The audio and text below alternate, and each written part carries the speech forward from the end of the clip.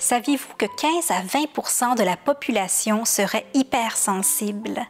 Est-ce que, comme moi, vous en faites partie?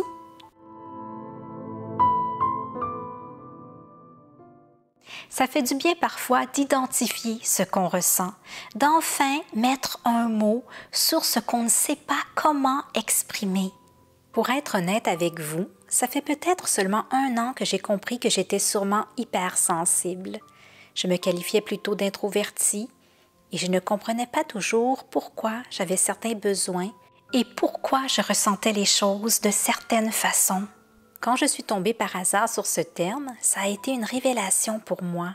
J'ai pu mieux m'accepter telle que je suis et c'est pourquoi je souhaite avec cette vidéo vous parler de l'hypersensibilité à mon tour. Alors, je tiens à préciser que je ne suis pas une psychologue ni une experte de la question. Il existe des ouvrages de référence sur l'hypersensibilité, comme ceux de Helen Aron ou de Fabrice Midal. Mais les 5 points que je souhaite vous présenter peuvent déjà constituer de bonnes pistes à explorer. Je pense que c'est important de préciser que l'hypersensibilité peut faire partie de nous, mais elle ne nous définit pas. On a tendance à dire « je suis minimaliste »,« je suis anxieuse »,« je suis hypersensible », mais il faut se rappeler qu'on est tous des êtres infinis et on ne se limite pas à des étiquettes. Ceci dit, je crois que l'hypersensibilité est une force et non une faiblesse. Il faut simplement en avoir conscience et faire en sorte d'en tirer tous les avantages. En numéro 1, la stimulation sensorielle. Est-ce que vous êtes facilement perturbé par les environnements qui sont trop bruyants, trop lumineux ou trop chaotiques? Est-ce que vous ressentez le besoin de vous retirer dans un endroit calme après avoir passé du temps dans un cadre très stimulant? Les hypersensibles réagissent souvent aux stimuli sensoriels, comme des bruits forts, de la lumière vive ou même des textures inconfortables. Ces stimuli peuvent être difficiles à tolérer et ressentis de manière très intense.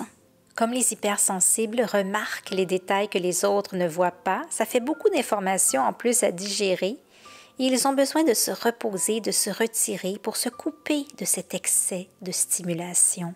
En numéro 2, l'empathie profonde.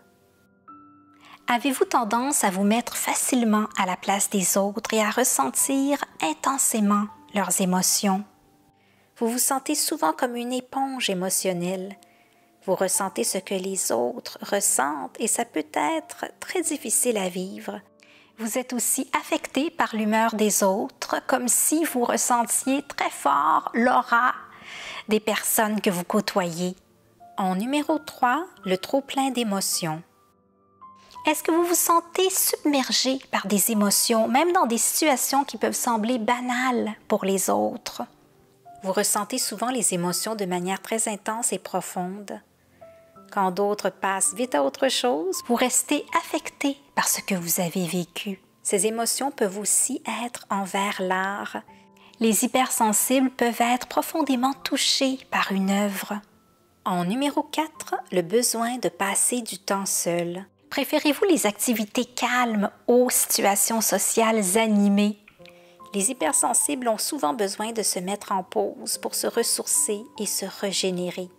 Les contacts sociaux peuvent être drainants pour eux et ils ont besoin de moments de calme et de solitude pour se sentir équilibrés.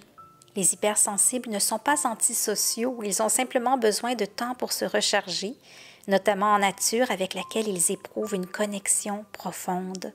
En numéro 5, le sentiment d'être à part. Est-ce que vous avez l'impression de ne pas être comme les autres, de ne pas avoir les mêmes codes que les autres? Vous n'êtes pas intéressé par les bavardages, les jeux de pouvoir, les comportements à la surface. Vous trouvez que certaines situations sociales manquent de sincérité et d'authenticité. Vous vous sentez en décalage par rapport aux normes sociales. Chaque personne est unique et différente, et si ces points résonnent en vous, c'est important de ne pas chercher à les réprimer pour plutôt accepter cette singularité pour ensuite faire en sorte qu'elle vous serve au mieux. Je pourrai d'ailleurs vous en parler dans une prochaine vidéo, mais en attendant, si vous avez apprécié le contenu de celle-ci, je vous invite à mettre un j'aime et à vous abonner afin qu'on puisse continuer de cheminer ensemble. Prenez bien soin de vous et à bientôt!